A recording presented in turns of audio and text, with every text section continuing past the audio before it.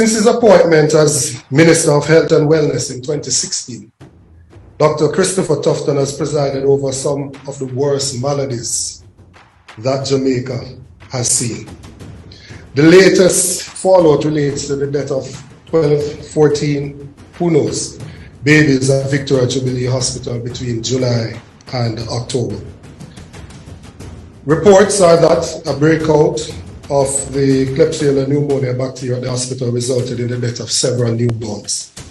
We are now receiving information which indicates that it is actually more than 12 babies that have died. For months, the Ministry of Health, headed by Dr. Christopher Tufton, was aware of the outbreak and remained silent. The opposition is extremely concerned by the way in which the situation has been dealt with. We are demanding that a thorough and speedy investigation into the matter be done.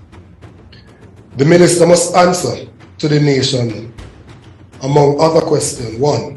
When did he become aware that there was an outbreak of the bacteria at the Victoria Jubilee Hospital? 2. How did he come to the conclusion that a shortage of nurses was what caused the outbreak? If you have concluded that it's the shortage of nurses that led to an outbreak, how many nurses have you employed to that facility since that time to ensure that we do not have a recurrence of this situation? What, if any, was done in relation to training of nurses? Dr. Guy spoke to the challenges here, but the minister needs to lend his mind to creativity. If it is that we do not have the facilities in Jamaica, certainly we must be able to do the training, do the theory here, and then ask our friendly neighbors in Cuba or elsewhere for us to do the practical training.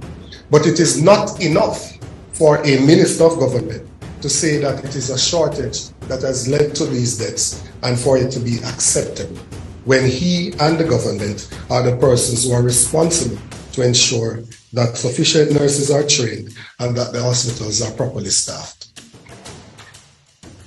Were the nurses provided with the requisite resources to contain the bacteria? How many babies in total have died? And what was the explanation that was given to the parents of these babies? I hear the argument that the information was withheld because it would have created panic in the society. The information is now known, and I don't see panic in the society currently.